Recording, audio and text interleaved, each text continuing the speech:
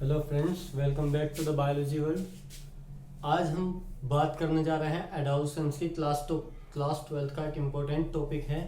Adolescence क्या है? Adolescence जो है, एनसीईआरटी कहती है कि ये एक पीरियड भी है और ये एक फेज भी है। फेज और पीरियड ये दो अलग अलग चीज़ें हैं। फेज हो सकता है जैसे एक स्थिति, एक पर्टिकुलर स्टेज, उसको हम फेज बोलते हैं। और पीरियड एक जब हम टाइम कंसीडर कर देते हैं कि इस टाइम से इस टाइम तक, तो वो हो जाता है पीरियड। अभी अगर हम बात करते हैं, सबसे पहले शुरुआत होती है चाइल्डहुड से। चाइल्डहुड से जब हम एडल्टहुड की तरफ बढ़ते हैं,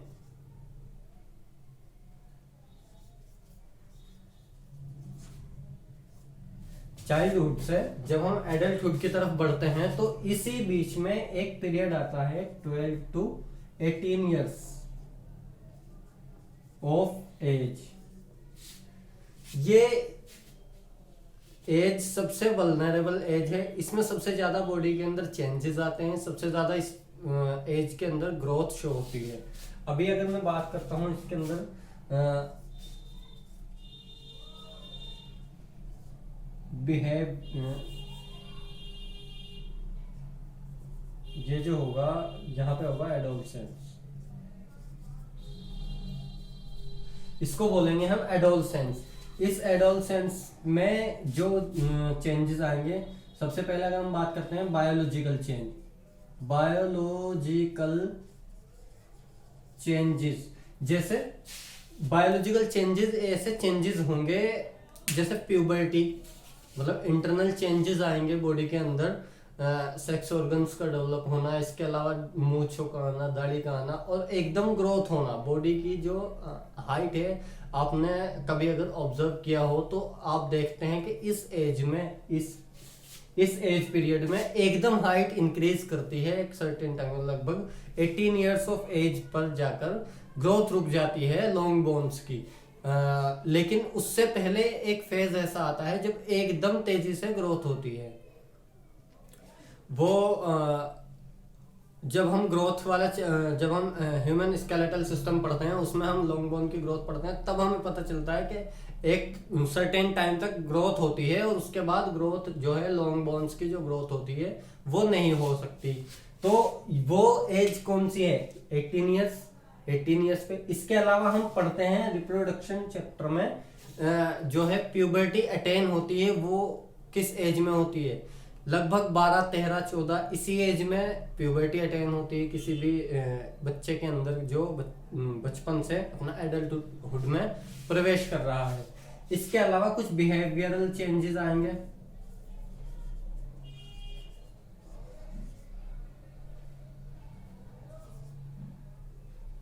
चेंजेस मतलब उसका एटीट्यूड एकदम चेंज हो जाता है अपने सोसाइटी को लेकर के। अब अभी तक कोई बच्चा था, लेकिन एक अचानक से कुछ चीजें ऐसी चेंज हो जाती हैं कि वो एकदम उसका बिहेवियर चेंज हो जाना, एकदम सामने वाला ऑब्जर्व जब करते हैं, हम जब ऑब्जर्व करते हैं तो वो हमें साफ दिखाई देता है कि इसका पहले के मुकाबले जो बिहेवियर है वो एकदम चेंज हो रहा है।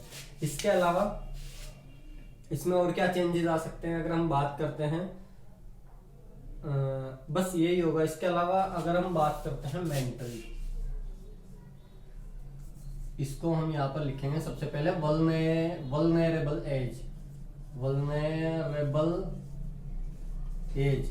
ये मोस्ट वल्नरेबल एज है किसी भी ह्यूमन की लाइफ के। सबसे इम्पोर्टेंट ईयर्स जो होते हैं वो 12 to 18 ईयर्स का जो टाइम पीरियड है वही होता है। ये टाइम हमारा डिसाइड करता है कि हमारे आने वाले 50 साल या 60 साल कैसे गुजरने वाले हैं। अगर इस टाइम पर लिए गए जो डिसीजन होंगे वो सही साबित होते हैं, मतलब अगर हम अच्छे डिसीजन लेते हैं तो हमारे आने वाले जो 50-60 साल होते हैं वो अच्छे निकलते हैं। और अगर हमारा जो डिसीजंस हैं वो गलत होते हैं, मतलब इसी एज में आदत हमें सबसे आसानी से आदत यहाँ पर पड़ सकती है और सबसे आसानी से छूट सकती है कोई भी आदत। अगर मैं बात करता हूँ कि इस एज को क्रॉस करने के बाद अगर कोई आदत इस एज में पाल ली जाती है तो इसको क्रॉस करने के बाद उससे छुटकारा पाना इतना मुश्किल हो जाता है। भले ही वो ज्यादातर, अगर मैं बात करूंगा बुरी आदतों के बारे में, जो बुरी आदतें हैं वो सबसे ज्यादा इस एज में लगने का अनुमान होता है उनका। अभी इसीलिए इसको वल्नरेबल एज कह दिया गया। वल्नरेबल एज, अभी अब मैं बात अगर करूं आउट ऑफ क्यूरोसिटी, हम क्या करते हैं इस एज के अंदर बहुत सारे एक्सपेरिमेंट करने की कोशिश करते हैं। बहुत सारे जो चीजें हमारी सोसाइटी में हो रही हैं उन सभी को एक्सपीरियंस करने की कोशिश करते हैं, जो हमें एक एडवेंचरस चीजें लगती हैं। लेकिन उस टाइम पर हम ये नहीं जानते कि हकीकत में जो हम करने जा रहे हैं वो सही है या गलत है। वो हम आउट ऑफ क्यूरोसिटी हम कर लेंगे। लेकिन सपोज कीजिए कोई हमारे सामने कोई 50 साल का आदमी है, 20 साल का आदमी सिगरेट पी रहा है, तो हमारे माइंड में अगर हम इस एज में हैं तो क्यूरोसिटी आएगी। हमारा एक ऐसा एटीट्यूड बन जाता है कि हाँ सिगरेट पीना एक मतलब कूल लगता है। इस तरीके की चीजें आजकल के टाइम में चल रही हैं। और फिर ये जो फैशन है ये आदत में बदलने में देर नहीं लगती और फिर इस आदत से छुटकारा पाना इतना मुश्किल हो जाता है। और स्मोकिंग की अगर हम बात करते हैं तो स्मोकिंग की वजह से लैमेज जो है पूरी तरह से डैमेज हो सकते हैं। तो अब स्मोकिंग की आदत कहां से पड़ेगी? इसी एज से। जो इस एज को क्रॉस कर गया 20 साल के बाद या 22 साल के बाद अगर आप किसी को सिगरेट पिलाने की कोशिश करेंगे तो मोस्ट प्रोबेबली वो नहीं आपकी बात मानेगा। वो उसे समझ है कि उसे सिगरेट पीनी चाहिए या नहीं पीनी चाहिए। लेकिन अगर इस एज में आप किसी को भी सिगरेट पिलाने की कोशिश करेंगे तो बड़ी आसानी से वो आउट ऑफ क्यूरोसिटी, मतलब सामने वाला ये काम कर रहा है तो मैं भी करके देखूंगा कि इसका रिजल्ट क्या निकलता है, मतलब इससे क्या बॉडी को क्या मिलता है, क्या एहसास होता है। यही चीज है जो अगर नेगेटिव चीजों की तरफ लेकर चली गई तो ये ऐसी आदतों में बदल जाती है जैसे ड्रग एब्यूज। ड्रग एब्यूज इस एज में अगर लग रहा है तो इसका मतलब है कि इस एज में जो हमारा मेंटल डेवलपमेंट है वो किसी और ही दिशा में चला गया है। आज के टाइम में जो यंगस्टर्स हैं वो सबसे ज्यादा ड्रग एब्यूज का शिकार हैं और उन पर बात करने के लिए भी कोई तैयार नहीं है। दूसरी चीज अगर हम बात करते हैं जो ड्रग एब्यूज है, मार्केट के अंदर ऐसी मेडिसिन हैं जो डॉक्टर्स के प्रिस्क्रिप्शन के बिना नहीं मिलती हैं। अगर कोई नॉर्मल आदमी जाएगा किसी स्टोर पर जाकर के कोई भी नारकोटिक्स मांगता है तो रूल ये है कि डॉक्टर के प्रिस्क्रिप्शन के बिना वो दवाई नहीं मिलनी चाहिए। मतलब डॉक्टर भी अच्छा डॉक्टर जो मतलब पढ़ करके डॉक्टर बन के बैठा है उसके प्रिस्क्रिप्शन पे वो दवाइयाँ मिलनी चाहिए, ये रूल है। लेकिन आज क्या हो रहा है, किसी भी जो हमारे मेडिकल स्टोर्स हैं वो अपने थोड़े बहुत पैसों के चक्कर में किसी को भी वो दवाइयाँ प्रोवाइड करा देते हैं, कुछ ज़्यादा पैसे चार्ज करके वो दवाइयाँ प्रोवाइड करा देते हैं। लेकिन उसका नुकसान किसे भुगतना पड़ रहा है? यंगस्टर्स को।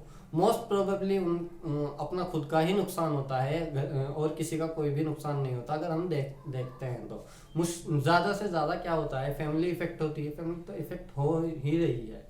लेकिन अगर मैं बात करता हूं तो जो इंडिविजुअल इस तरफ चल रहा है वो इसका मतलब है कि उसने अपनी लाइफ को बिल्कुल खत्म कर लिया है। ऐसे जो इंडिविजुअल होंगे अगर आप उनसे बात करते हैं तो हमेशा नेगेटिव थॉट्स होंगे उनके, कभी भी पॉजिटिव थॉट्स नहीं होंगे। जो जिनकी आदत बन चुकी है, हम यहाँ पर अभी उनकी बात करेंगे। हम थोड़ा ड्रग एब्यूज की तरफ चले गए हैं। वल्नरेबल एज मैंने आपको बता दिया है। तो जिनकी आदत बन चुकी है मतलब ड्रग एब्यूज करने की। ड्रग एब्यूज क्या है अभी मैं बात करता हूँ। जो ड्रग एब्यूज हैं, एडोलसेंस हमारा लगभग कवर है। कोई पॉइंट अगर छुटा होगा तो हम उसको कवर करेंगे आगे। जो हमारा ड्रग एब्यूज है, भाई देखो, ड्रग दो प्रकार की हो सकती हैं। या तो ड्रग ऐसी हो कि वो हम खाए जा रहे हैं और उसकी आदत नहीं पड़ रही है, ऐसी भी दवाइयाँ होती हैं। और दूसरी दवाइयाँ ऐसी होंगी जो अगर हम सर्टेन टाइम इंटरवल तक सर्टेन टाइम तक खाते रहेंगे। जैसे अगर हम एक टेबलेट रोज कोई ऐसी दवाई खा रहे हैं जो एडिक्टिव है, जैसे नारकोटिक्स, एल्कलॉइड, कोका एल्कलॉइड, इसके अलावा हमारा है एनसीईआरटी ने दे रखा है कैनाबिनॉइड्स, ये सब जो हैं ये एडिक्टिव ड्रग्स हैं। हमेशा जो आदत पड़ेगी वो इन्हीं ड्रग्स की पड़ेगी, और ये हमारे जो रिसेप्टर्स होते हैं उन्हें एक्टिवेट करते हैं, और फिर वो रिसेप्टर हमें मजबूर करते हैं इन दवाई की डोज को बढ़ाने के लिए और इनको रेगुलर मैनर में लेने के लिए। हमको लगता है कि हम ये दवाइयाँ खा रहे हैं, लेकिन हकीकत में हमारे रिसेप्टर्स हमसे मजबूरी में वो दवाइयाँ खाने के लिए हमको मजबूर करते हैं, क्योंकि हमने अपने पैरों पे खुद ही कुल्हाड़ी मार ली है आउट ऑफ क्यूरोसिटी। एनसीईआरटी ने कहा है कि आउट ऑफ क्यूरोसिटी ये सब चीजें होती हैं, लेकिन आजकल के बच्चों में इतना दिमाग है कि वो अगर वो अपने दिमाग को पॉजिटिव दिशा में लेकर जाने की कोशिश करें तो इन चीजों से बचा जा सकता है। लेकिन वो सपोज कीजिए कोई पर्सन है जो पहली बार इस चीज किसी ऐसे पदार्थ का सेवन करता है जो एडिक्टिव है। अब ये बात उसको भी पता है कि मैं एक बार अगर ले लूंगा इसको तो इसका मुझे एडिक्शन लग सकता है, ये क्लियर होती है, ये चीजें ऐसा नहीं होता। लेकिन जानबूझ के कबूतर की तरह आंख बंद करके बैठे रहने से कि हम पे अटैक नहीं होगा। तो बिल्ली देख रही है, हकीकत में क्या है, बिल्ली तो देख रही है, कबूतर ने अगर अपनी आंख बंद कर ली है। तो जो ऐसा इंडिविजुअल जो इसलिए out of curiosity first time ऐसा पदार्थ ले रहा है, कोई मॉर्फिन का सेवन कर रहे हैं, या फिर कोई ऐसे अल्कोहल का अब्यूज कर रहे हैं, या फिर किसी ऐसे ड्रग का अब्यूज कर रहे हैं, तो वो ये सोचते हैं कि हमें जो है फर्स्ट टाइम हम लेंगे तो हम पे कोई फर्क नहीं पड़ेगा। लेकिन फर्स्ट टाइम लेने पर जो उनको जो एहसास होते हैं, जो उनके बॉडी को जो सुकून मिलता है, क्योंकि उनके जो रिसेप्टर्स होते हैं वो एक्टिवेट हो जाते हैं, फिर उसके बाद वो सेकंड टाइम खुद ब खुद उस चीज की तरफ दौड़ने लगते हैं। यही सीन है कार्सिनोजेंस का, जैसे सिगरेट स्मोकिंग। अगर स्मोकिंग की मैं बात करता हूं तो स्मोकर्स कभी भी ये नहीं कहेगा कि मैं अपनी इच्छा से स्मोकिंग करता हूं।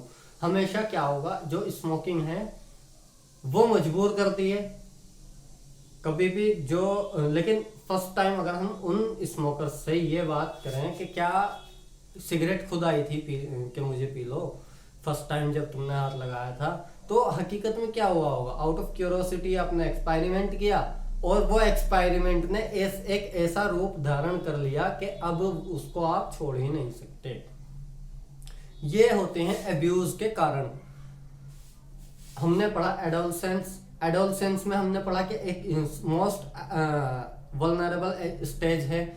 एक चीज और एनसीईआरटी की बात में यहाँ पर एक पॉइंट क्लियर करता चलूं कि एडोलसेंस जो है वो एक ब्रिज कंसीडर किया है एनसीईआरटी ने।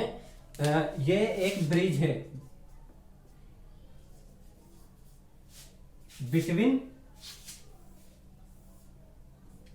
एडल्टहुड एंड चाइल्डहुड, मतलब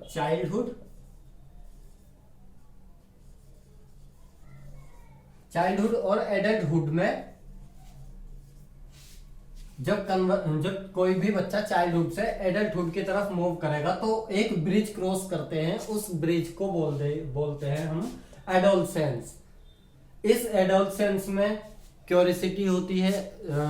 इस क्यूरियोसिटी के तहत हम क्या काम करते हैं, अपने आसपास की चीजों को जो है एक्सपीरियंस करने की कोशिश करते हैं, और उस एक्सपीरियंस के अच्छे परिणाम भी हो सकते हैं और बुरे परिणाम भी हो सकते हैं। लेकिन आज की डेट में जो ज्यादातर परिणाम हैं वो बुरे होते दिखाई दे रहे हैं, क्योंकि ये क्यूरियोसिटी ज्यादातर लेकर जाती है बुरी आदतों की तरफ। कंपैरेटिवली बुरी आदतें अगर आप ऑब्जर्व करेंगे तो कंपैरेटिवली जो बुरी आदतें हैं वो ज्यादा जल्दी अटैक करती हैं अच्छी आदतों में से। अब अभी लगभग हमने एडोलसेंस कवर किया है और ड्रग अब्यूज के बारे में हम थोड़ी बहुत यहाँ पर बात की है। कोशिश करते हैं एक लेक्चर और ड्रग एब्यूज के बारे में बनाएं और उसमें हम पूरी तरह से ड्रग एब्यूज को ही इलेबोरेट करें और इसके नुकसान पढ़ेंगे और इससे बचने के क्या तरीके हैं वो सब क्लियर करेंगे। तब तक आप चैनल सब्सक्राइब करें और अगर आपको कोई पॉइंट समझ नहीं आ रहा है तो आप मेरे को कमेंट सेक्शन में बता सकते हैं।